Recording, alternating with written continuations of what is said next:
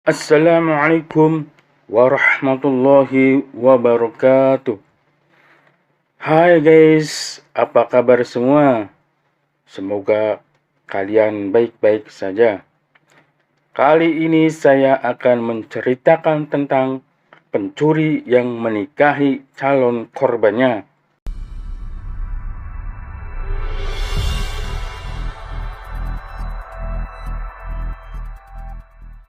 Jadi begini ceritanya ya guys.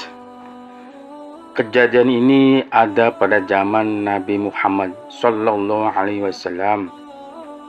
Ada seorang pencuri yang hendak bertobat. Dia ikut di majelis Nabi Muhammad, di mana para sahabat juga berkumpul di Masjid Nabawi. Pada majelis tersebut, pencuri ini menangkap salah satu perkataan Nabi yang berbunyi, "Barang siapa meninggalkan sesuatu yang haram karena Allah, maka suatu ketika dia akan memperoleh yang haram itu dalam keadaan halal." Dari perkataan Nabi tersebut ya guys, si pencuri tidak memahami maksud artinya. Akhirnya, malam pun semakin larut. Sang pencuri merasa lapar. Maka dia keluar dari masjid untuk melupakan rasa laparnya.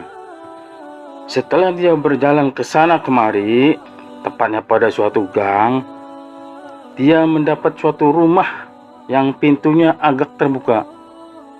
Dengan insting mencurinya yang tajam, ia dapat melihat dalam kegelapan bahwa pintu itu tidak terkunci. Dan timbul perang batin dalam hatinya untuk mencuri atau tidak.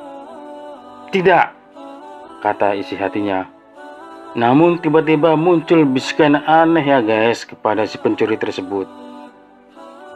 "Jika kamu tidak mencuri, mungkin akan ada pencuri lainnya yang belum tentu seperti kamu." Maka si pencuri berpikir untuk memutuskan. Dia memberitahukan pemiliknya agar mengunci pintu rumahnya karena sudah lewat tengah malam. Ketika si pencuri hendak memberi salam, maka muncul lagi suara aneh tadi. "Hai pemuda, bagaimana kalau ternyata di dalam ada pencuri dan pintu ini ternyata adalah pencuri yang membuka? Bila engkau mengucap salam, akan kagetlah dia dan bersembunyi. Alangkah baiknya jika engkau masuk diam-diam dan memergoki dia dengan menangkap basah." Si pencuri berpikir, benar juga. Maka masuklah ia dengan tanpa suara. Ruangan rumah tersebut agak luas. Dilihatnya berkeliling ada satu meja yang penuh makanan. Timbul keinginan si pencuri untuk mengambilnya. Namun segera ia sadar, tidak, ia tidak boleh mencuri lagi. Kemudian ya guys, si pencuri ini masuk lebih ke dalam dengan berhati-hati. Syukurlah tidak ada pencuri. Berarti memang sang pemilik yang lalai mengunci pintu. Sekarang tinggal memberitahukan kepada pemilik rumah tentang kelalaiannya. Tiba-tiba terdengar suara mendengkur halus dari sudut ruang. Ternyata ada yang tidur. Mungkin sang pemilik dan sepertinya perempuan yang cantik. Tanpa dia sadari, kakinya melangkah mendekati tempat tidur. Perasaannya berkecamuk. Macam-macam yang ada dalam hatinya. Kecantikan, tidak lengkapnya busana tidur yang menutup sang wanita membuat timbul hasrat kotor dalam dirinya. Begitu besarnya hasrat si pencuri hingga keluar keringat dinginnya. Seakan jelas ia mendengar jantungnya berdetak kencang di dadanya. Serta tak dia sangka dia sudah duduk mematung di samping tempat tidur. "Tidak, aku tidak boleh melakukan ini. Aku ingin bertobat dan tidak mau menambah dosa yang ada. Tidak!" Segera pencuri ini memutar balik badannya untuk pergi. akan ia ketuk dan beri salam sesuai dengan rencana yang tadi. Ketika akan menuju pintu keluar, ia melalui meja makan tadi. Tiba-tiba terdengar bunyi dalam perutnya. Kerucuk, kerucuk, kerucuk, kerucuk. Ia lapar. Kemudian suara aneh tadi muncul lagi. Bagus, hai pemuda yang baik. Bagaimana ringankah sekarang perasaanmu setelah melawan hawa nafsu birahimu? Alhamdulillah, ada rasa bangga dalam hati ini dapat berbuat kebaikan, dan niat perbuatan pemberitahuan ini akan sangat terpuji, pikir sang pencuri tadi. Kemudian suara aneh tadi berkata lagi, maka sudah sepatutnya engkau memperoleh ganjaran dari sang pemilik rumah atas niat baikmu itu.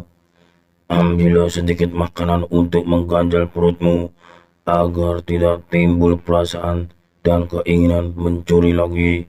Maka berpikirlah si pencuri ini merenung sebentar. Patutkah ia berbuat begitu? Hei, tiba-tiba ia tersadar serta berucap dalam hati, engkau dari tadi yang berbicara dan memberi nasihat kepadaku, tapi nasihatmu itu telah menjadikan aku menjadi tamu tidak diundang seperti ini. Tidak, aku tidak akan mendengarkan nasihatmu. Bila engkau Tuhan, tidak akan memberi nasihat seperti ini. Pasti engkau adalah syaitan. Celaka aku bila ada orang yang di luar dan melihat perbuatanku. Aku harus keluar. Maka pencuri ini segera keluar dengan tergesa-gesa dari rumah wanita tersebut. Ketika tiba di hadapan pintu, ia mengetuk keras dan mengucap salam, tetapi terdengar serak menakutkan. Semakin khawatir ia akan suaranya yang berubah. Setelah itu, tanpa memastikan pemiliknya mendengar atau tidak, ia kembali menuju masjid dengan perasaan galau namun lega, karena tidak ada orang yang memergoki dia melakukan apa yang disarankan suara aneh tadi. Sesampai di masjid, pencuri ini melihat Nabi Shallallahu Alaihi Wasallam sedang berdiri sholat. Di sudut ruangan ada seorang sahabat yang sedang membaca Al-Quran dengan khusyuk sambil meneteskan air mata. Sedangkan di sudut-sudut yang lain terdapat para sahabat sedang tidur. Dingin sekali malam ini. Lapar sekali perut ini. Teringat lagi si pencuri ini akan pengalaman yang baru dia alami. Bersyukur dia atas pertolongan Allah yang menguatkan hatinya. Tapi tidak didengar bisikan Allah di hatinya. Apakah Allah marah kepadaku? Lalu ia menghampiri sudut ruang masjid dan duduk dekat pintu, dekat sahabat yang membaca Al-Quran tadi. Di tengah lamunannya ia mendengar sayup namun jelas bait-bait ayat suci yang artinya, dan mereka semuanya di padang mahsyar akan berkumpul menghadap ke hadirat Allah. Lalu berkatalah orang-orang yang lemah kepada orang-orang yang sombong, sesungguhnya kami dahulu adalah pengikut-pengikutmu, maka dapatkah kamu menghindarkan daripada kami azab Allah walaupun sedikit saja? Mereka menjawab, seandainya Allah memberi petunjuk kepada kami, niscaya kami dapat memberi petunjuk kepada kamu. Sama saja bagi kita, apakah kita mengeluh ataupun bersabar? Sekali-kali kita tidak mempunyai tempat yang melarikan diri. Quran Surat 14 ayat 21. Dan berkatalah syaitan, tatkala perkara hisab telah diselesaikan, sesungguhnya Allah telah menjanjikan kepadamu janji yang benar, dan aku pun telah menjanjikan kepadamu, tetapi aku menyalahinya. Sekali-kali tidak kekuasaan bagiku terhadapmu, melainkan sekedar hanya menyeru kamu, lalu kamu mematuhi seruanku. Oleh sebab itu, janganlah kamu mencerca aku, akan tetapi cercalah dirimu sendiri. Aku sekali-kali tidak dapat menolongmu, dan kamu pun sekali-kali tidak dapat menolongku. Sesungguhnya aku tidak membenarkan perbuatanmu mempersekutukan aku dengan Allah sejak dahulu. Sesungguhnya orang-orang yang zalim itu mendapat siksaan yang pedih. Quran Surat 14 ayat 22. Bergetarlah hati si pencuri ini mendengar perkataan Allah yang didengarnya. Berkatalah ia, "Engkau berbicara kepadaku ya Allah." Serasa lapang hatinya. Semakin asyik dia mendengarkan bacaan suci itu, maka lupalah ia akan laparnya. Segar rasanya badannya. Cukup lama ya guys pencuri ini mendengarkan bacaan sahabat tadi, hingga tiba-tiba tersentak ia karena bacaan itu dihentikan, berganti dengan ucapan menjawab salam. Terlihat olehnya pula bahwa pria itu menjawab salam seorang wanita dan seorang tua yang masuk langsung menuju tempat Nabi Muhammad SAW sedang duduk berzikir, dan wajah wanita itu adalah wajah wanita tadi yang ditemuinya. Timbul gelisah hatinya. Apakah tadi ketika ia berada di ruangan itu, sang wanita pura-pura tidur dan melihat wajahnya? Ataukah ada orang yang diam-diam melihatnya? Mungkin laki-laki tua yang bersamanya adalah orang yang diam-diam memergokinya ketika ia keluar dan mengetuk pintu rumah itu. Celaka ini. Namun, gemetar tubuhnya tidak mampu ia menggerakkan anggota tubuhnya untuk bersembunyi atau pergi.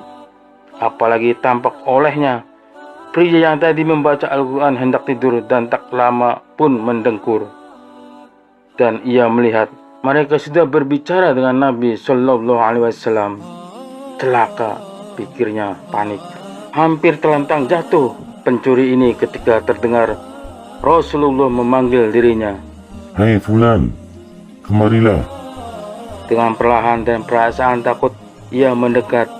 Ia berusaha menyembunyikan wajahnya. Pencuri ini mendengar sang perempuan masih berbicara kepada Rasulullah SAW. Katanya, "Benar ya Rasulullah, saya sangat takut pada saat itu. Saya bermimpi rumah saya kemasukan orang yang hendak mencuri. Dia mendekati saya dan hendak memperkosa saya. Ketika saya berontak, ternyata itu hanya mimpi. Namun ketika saya melihat sekelilingnya, ternyata pintu rumah saya terbuka sebagaimana mimpi saya, dan ada suara menyeramkan yang membuat saya takut. Maka segera saya menuju rumah paman saya untuk meminta dicarikan suami buat saya, agar kejadian yang di mimpi saya tidak terjadi bila saya ada suami yang melindungi. Sehingga dia mengajak saya menemui engkau di sini agar memilihkan calon suami untuk saya." Nabi SAW memandang kepada si pemuda bekas pencuri tadi, lalu berkata, "Hai Fulan, karena tidak ada pria yang bangun kecuali engkau saat ini, maka aku tawarkan padamu. Maukah engkau menjadi suaminya?" Kejut si pencuri ini mendengar itu. Cepat mengangguklah ia. Dan setelah sholat subuh, Nabi SAW mengumumkan pada para sahabat dan meminta para sahabat untuk mengumpulkan donasi dana untuk mengadakan pernikahan dan pembayaran mas kawin si pemuda ini. Setelah pernikahannya itu, si pencuri ini tahu akan arti perkataan Nabi Muhammad yang lalu.